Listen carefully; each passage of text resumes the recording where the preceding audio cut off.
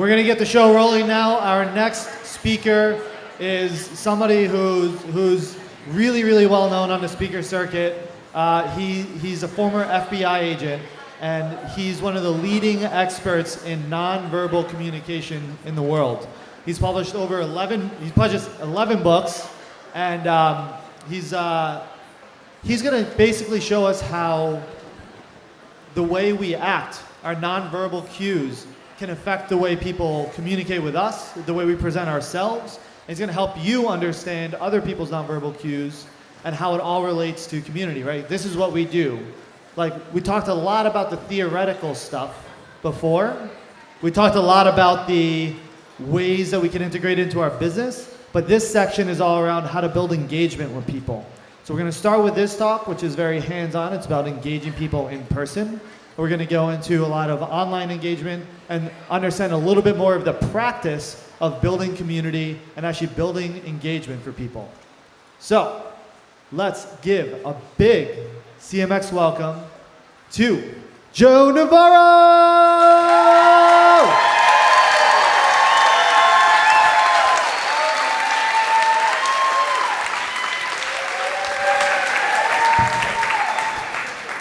Thank you for the for the kind introduction. It's hard to follow a break because I know the break was a lot of fun. Dave would tell you it took me quite a bit to get here. I was supposed to be with CMX earlier in the year, and unfortunately we had an illness.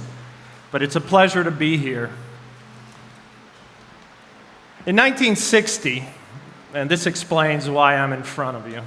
Something happened that nobody expected. And that magical thing that happened, which explains why I'm here, is that there was a presidential debate, and it was the first televised debate. And prior to that, debates had been covered by newspapers or on the radio. And for the first time, it was on television, and something weird happened. Weirder than what we're seeing nowadays. And the weird thing that happened was those who listened to it on the radio said Richard Nixon won. And those who saw it on television said Kennedy won. And not just won, but decisively. And whoa, you can't have both.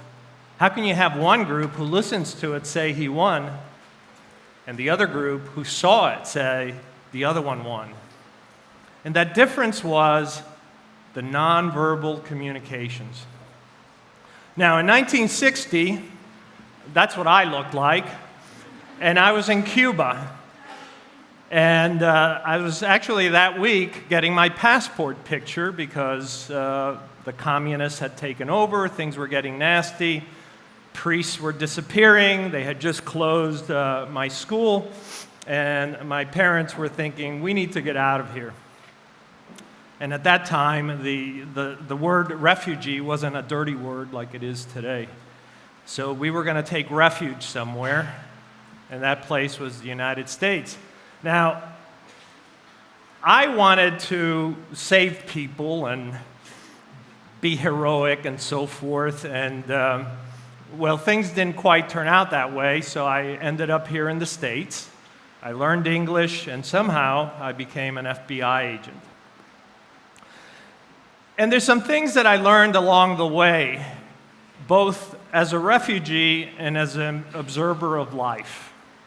And that's all I was. I was a paid observer.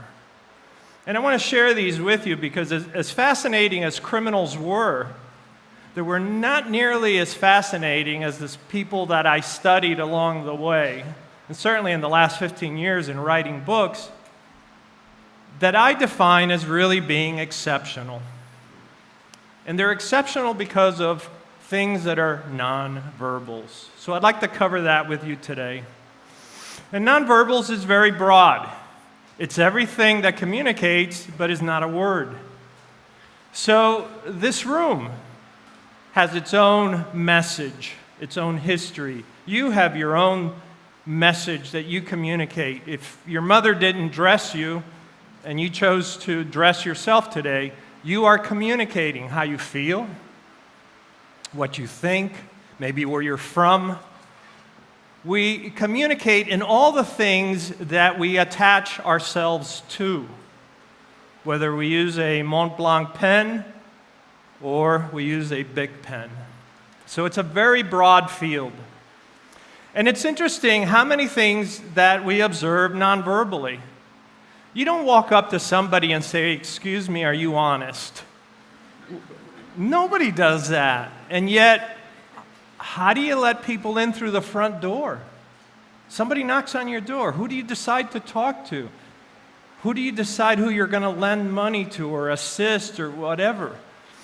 And a lot of the things that we do non-verbally because we have been for a very long time. Every time you're at an ATM machine and you're looking over your shoulder, you're non-verbally assessing, is there a threat to me? Is everything going to be okay? And this we do without really thinking about it.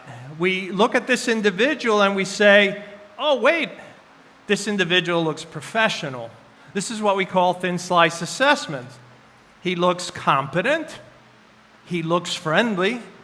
Now, it's possible he's not. But at least on the surface, we're going to try it out. And then we look at this individual and we say, wow, he looks competent, but he doesn't look as friendly. One of them is telling you, you can talk to me for several minutes. One of them is saying, you can talk to me for several seconds. But one of the things I learned about studying body language is the little things. And one of them you see here is the thumb displays. And I don't know if you've ever seen thumb displays. These are high status displays. You see them with royalty in Europe. You see them in certain professions. And I assure you, when your plumber is done, he or she doesn't finish the job and go, oh, hello. This is a high status display, as are other thumb displays. And so as a young child, I began to observe these things because I learned as an immigrant, actually as a refugee, not an immigrant, that nonverbals were more truthful than the verbals. Because people will say things, but they don't always mean them. But you can't really fake the nonverbals. And then I learned along the way that there were some other things that were troubling. How many of you have been told that this behavior is not a good behavior to do? Right? Right. There's a clinical term for that, and I hope David will forgive me, but the term for that is crap. That's just sheer nonsense. For in fact, many of you, when we had the breakout, we're doing this, and you were quite comfortable, weren't you? It's a self-hug. It's just a self-hug. It feels good. That's why we do it in public, more so than in private. And so there's a lot of junk out there about nonverbals, and of course there's the problem of sometimes we don't see the nonverbals because what? We're busy with a device. Now, I'm not here to change the world. I can't tell you to stop using devices, but I can tell you this. No matter how many devices we have, we as a species evolved to communicate non-verbally. A text will never supplant a hug or a kind smile or a head tilt. It just won't do it. Now, whether people will abide by that, that's not my responsibility. But there are some things that we can master here today, that you can take away today, because that's what David wanted. Give them something they can use immediately, and that is focus on comfort and discomfort. Just that, comfort and discomfort. We're not here to learn about deception. We're not here about, power displays. Comfort, discomfort. And if you focus on that, you'll be blessed. From the moment we're born, we are doing pacifying behaviors. In fact, we do pacifying behaviors in utero, just as other mammals do. Elephants suck their trunk in utero. And if you've ever wondered why we bite our lips, smoke, touch our faces, do all these things, these are pacifiers. This is our body saying, chill, relax. calm down. And we do these things all day long. Yesterday, I'm watching the flights, and there was 2 canceled flights, and people are standing there, and they're biting their lips. And it dawned on me, people bite their lips, and they don't know why they bite. Do you know why we bite our lips? I'll tell you why. Because you can't suck your thumb anymore. Because at my age, this looks bad. I want to, but I can't. And so we have all these little behaviors, repetitive behaviors. Foot bouncing, leg jiggling, all these little behaviors we dislike that are repetitive, we do to calm ourselves down. What do they reveal? They're revealing that the brain is dealing with some sort of stress. So let's talk about the first important one. And the first one is eye-blocking behavior, right? So when something bothers us, we cover our eyes. And you say, well, wait a minute. I cover my eyes when something bothers you? How do we know this? Because in 1974, I studied children who were born blind. They had never seen. And when they hear things they don't like, they don't cover their ears, they cover their eyes. That means it's part of our paleo circuits. This is millions of years old. And so when we hear somebody say something, or you ask them something, and they go, oh, thank you for that question, and they're covering their eye, you know they didn't like that question. And then there's the nose, right? We wrinkle our nose when we don't like something. And we do this all day long, whether we're reading a contract or somebody's suggesting, you want to go to this restaurant? No, I don't think so. But it's interesting to see how often, for instance, this betrays our negative sentiments, as do our lips. You ever wonder why when you're asked a question, you might go, I don't know, and you purse your lips? It's because it means I'm thinking something alternatively, or I disagree. Wow. Can you imagine being in a discourse, in a conversation, and you're seeing this behavior? What a great opportunity to say, wait, what do you think? Because I know you're already disagreeing with me, instead of just talking. We know that when the lips disappear, something's wrong, which is why anytime you see somebody testifying in Congress, they have no lips. Their lips are sucked out of their mouths. They're gone. Lips gone, issues. Anytime the lips narrow, they're gone. And then there's the neck. You ever wonder why we touch the neck? Issues, insecurities. Oh my God, there's that guy again. Oh, he's gone. He's back. And we cover this little area called the suprasternal notch. And we do it because since the time of Australopithecines, what has mankind witnessed? Large felines. Large felines. And so we adopted these behaviors that when there's a threat, when there's something negative, we freeze, we cover our mouths, or we cover our necks because of large felines. And we ventilate, right? You ask somebody, is that going to be done by July? And they go, yeah. No, it's not. No, it's not. Why do you know that? Because they ventilated, and we only ventilate when something's wrong. Not deception, but something's wrong. And we do funny things with our hands. We rub our hands all day long when we're dealing with any kind of stress. You should be in the green room. I'm watching all the speakers before me, and they're all wringing their hands, and I was wringing my hands. But there's one behavior we do, which is a reserved behavior. When you see somebody doing this, their fingers are interlaced, fingers are straight, and they start doing this, something's really wrong. Something is really wrong. And yet, how many people miss this because we don't take the time to learn the nonverbals? This is a reserved behavior. And then there's behaviors that potentiate our messages. If you ever wonder why people steeple, this is called a steeple. Let's all do it together. Put your fingers together. It won't hurt. Separate your fingers, right? Wide and high. Don't arch them. There you go. The only behavior on this planet that says I'm confident. No, it's true. And how do we know this?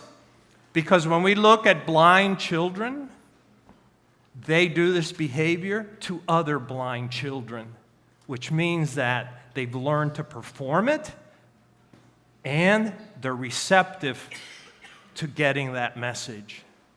So when you have something important to communicate, don't sit on your hands, don't put them in your pockets. Steeple. There's a purpose for it. It potentiates your message. Don't do it weakly. Don't do it under the table. Do it high. Do it high. And the feet, I talk about the feet because the feet are the most honest part of your body. Most people don't know that. You see, our faces have, by social convention, contracts. You smile, I smile. But our feet don't have a contract with anyone. If you see a threat, your feet turn away. If you have to go, David was up there with me and he had to leave, and immediately one of the feet oriented. I know, I drive people crazy. I knew he had to go. So why stop him? That's called social intelligence. And in the last few minutes that I have, I want to talk about something else that has to do with nonverbals, and that is influence. Because we influence each other primarily not with words. Not with words. Nobody's that clever. We influence each other nonverbally. We think of houses as having a curbside appeal. But the question I always ask is, what is your curbside appeal? What would drive me to you? Are you clever? Are you smart? Are you funny? Are you interesting? Do you have a great story? Did you read a great book? Or is it time to repaint the house, cut the grass, and change the shrubbery? And I say that because I'm old enough to know and have talked to people who haven't changed in 15 years. And then they wonder why they're stalled. And I say, have you changed your curbside appeal? Read a book. I love this photograph because when I look at it, I see serenity. And we are drawn to things that are serene. The human brain dislikes disharmony. We like things and we like individuals that make us feel good. I love this photograph for that.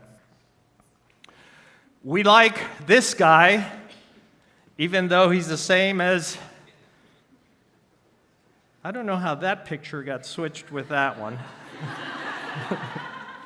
But look at it for a second.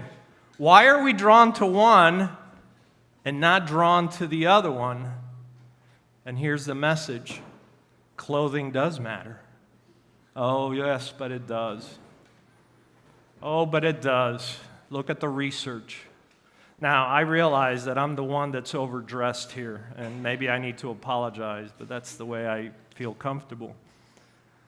But don't ever ignore the fact that how we appear matters, because the research shows that at 6 months, we already prefer, at 6 months of age, a baby, we already prefer beauty. At 6 months. We like smiles, but we like head tilt better. I loved when I was watching all of you, and so many of you had your head tilted. Head tilt means I'm receptive to you. Can you imagine as a child, your parent always addresses you like a drill sergeant? Hi, how are you? Nice to see you. Did you have a good day? Versus, hi. Because at 4 weeks, a baby recognizes head tilt. And if you don't believe me, borrow somebody's child. Go on. Say, excuse me. That bloke says that head tilt, and watch how the baby smiles. And we humans smile when we see head tilt. It means we're receptive. And we love great attitude. You know what we hate? bad attitude. How many of you know somebody that has a bad attitude and they still breathe? You're always going to be around people with bad attitude, but we gravitate towards people with great attitude. And that's really who we want to work with and associate with. And here, this princess is doing what we call a gravity-defying behavior. She's arching her eyebrows, right? When you say hi to somebody and you defy gravity, you go, "Hey, how are you?" versus, "How you doing?" Which one do you like better? Do you like the one with the animation, with the arching of the eyebrows, or do you like the, "How you doing?" Nobody likes the other one. And that's because you're burning blood sugars. You're actually doing something energetic that says, "I care about you." Because when I don't, I won't lift a finger, literally. And so just with the arching of an eyebrow, when you see somebody, you'll be perceived as more kind, and they'll want to be with you. You know, oftentimes, I was speaking with Tim, oftentimes we set the wrong goal. We set the goal as, "I want to achieve this," when the goal is, "I want to have more face time." Think about it, the difference. When I came into the FBI, they said, "Well, you got to get a confession." I reframed it. I want to have face time with this person. If I have face time, they'll tell me whatever I want to know. Why? Because they want to spend time with me, and that's what I did. If your goal is, "I want to sell this," or "I want to achieve that," maybe you should reframe it and say, "How do I achieve more face time?" To do that, you've got to do everything I've talked about so far. That's what you don't want to do. You don't want to look like that. We want to listen. We want to listen for the words that are used, because not all words have the same weight. My generation used problems. Your generation says issues. It doesn't resonate with me. If I say mom and dad, don't say family. You need to listen, because words have different weight. And people will front that which is important, and they will use weighted words with you. But we also have to be curious. You want people to spend time with you? Be curious, benignly curious. They'll gravitate to you. They'll spend time with you. They'll want to know more about you just by asking them questions. "Really, where are you from? Oh my God, what was that growing up like?" Whatever. Because we humans seek to communicate. And when people are curious, they gravitate towards us. And we want to mirror non-verbally. If you're relaxed, I'm relaxed. If you're stressed, I want to help you to deal with that stress. I want to mirror your words so that we are in synchrony. How many of you have had a bad handshake? Right? It's like, how can you screw that up? Right? You've had the jujitsu.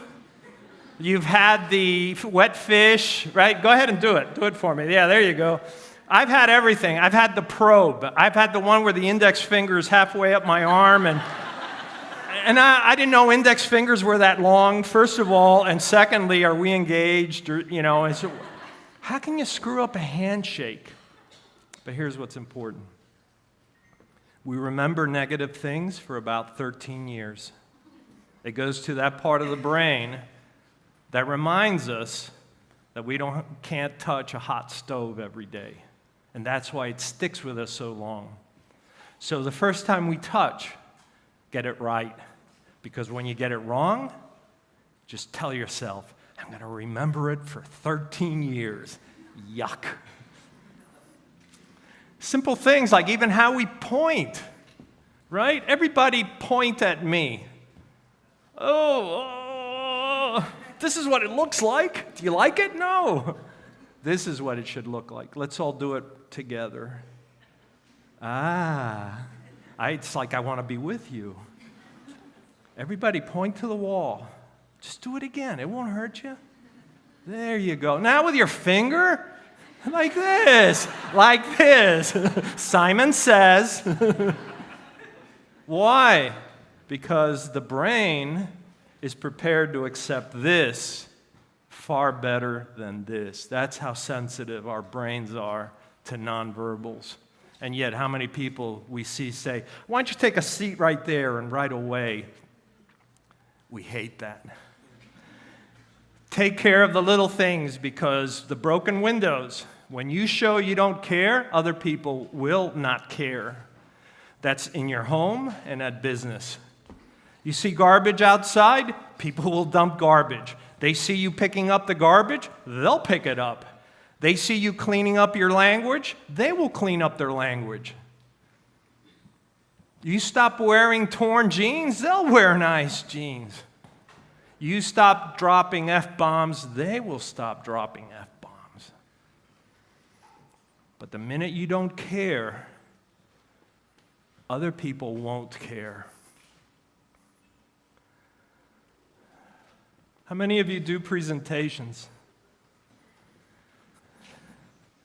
Always be framed by blue.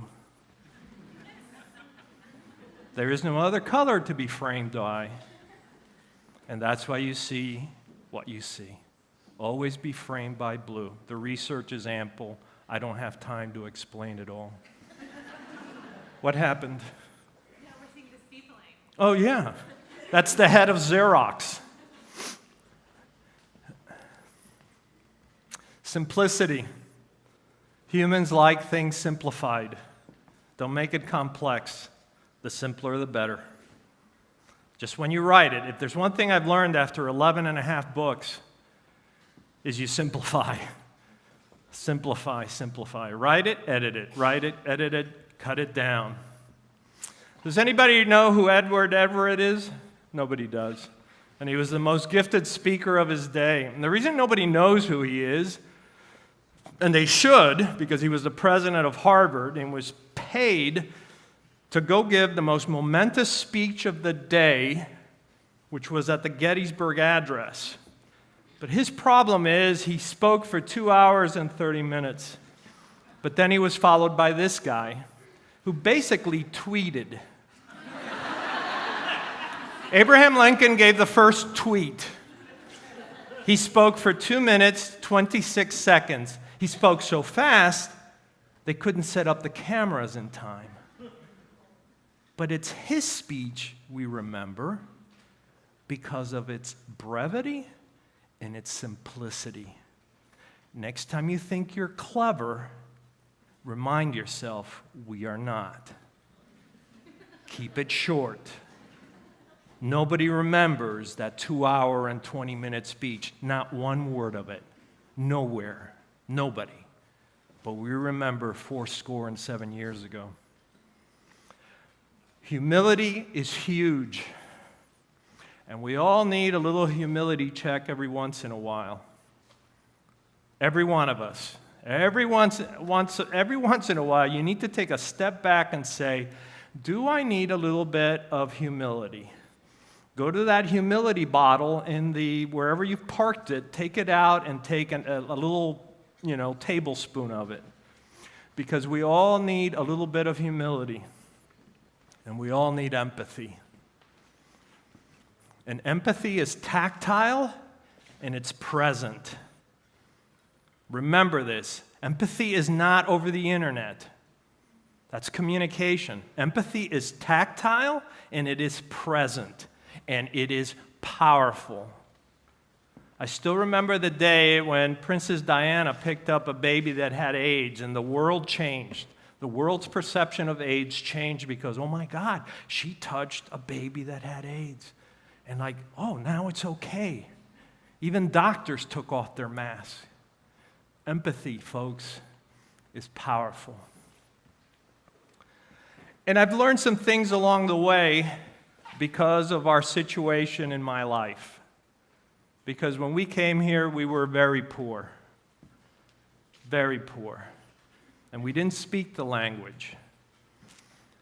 But I learned that there's 5 things that differentiates the average from the exceptional. Not the average from the good and not the average from the great, the average from the exceptional. And I want to share this with you because I found these while doing my research. And the first thing is, to be exceptional, we must have mastery over ourselves. If you read the front page of a newspaper, every time you read about somebody going off to jail or having a breakdown or this or that, they have not had mastery over themselves. You cannot achieve great things if you don't master yourself, if you can't focus, and if you can't just plow through whatever life throws at you. And believe me, my family had many things thrown at them. You can't build a violin if you don't pay the price. And the second thing is, to be exceptional, you have to be a good observer. We are taught to look, but we're not taught to observe.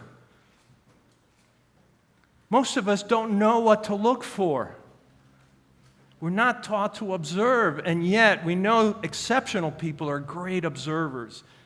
They see what your needs, wants, and desires are so that they can act on them. And observing is not looking. And exceptional people communicate both verbally and non-verbally. Verbally and non-verbally. Not just verbally.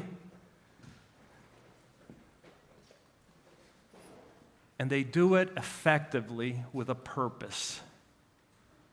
Effectively with a purpose. Think about it. What if you were to bring together these two powerful forces of communication, both the verbal and the nonverbal? Exceptional people act. They're known by their actions, not their words. They act immediately, and they act ethically. And they do it to accomplish whatever is needed at that moment. They're undeterred. I was in Washington, D.C. when a plane hit a bridge, and I saw one of my fellow bureau agents jump in the water. It was 3 degrees. He didn't sit there and have a debate. He didn't wonder, should I jump in? Is it ethical? No. You do what you have to do. Exceptional people act. They get up and they meet you. And they comfort. You want people to come to you, to spend time with you, to gravitate to you? Provide psychological comfort. That's all we want. We actually don't want perfection. We humans don't look for perfection. We look for psychological comfort. There's a great picture on the internet. I wish I'd brought it. And there's a little puppy, and there's a chicken hen right on top of it, providing it warmth. I tweeted about it. I said, love doesn't have to be perfect. It just has to be good enough. And you know what? Psychological comfort is that. What does this person need in the moment? 5 things. 5 things that I learned from my family. This is right when we arrived from Cuba. But the most powerful thing I think I learned, and I'll leave you with this message because we really don't have much time, is this. It doesn't matter what you own. It doesn't matter what you make. It really doesn't, and it doesn't impress me at all. The one thing that I've learned, the only thing that matters, is how you treat those who can do absolutely nothing for you. Have a good day. Thank you.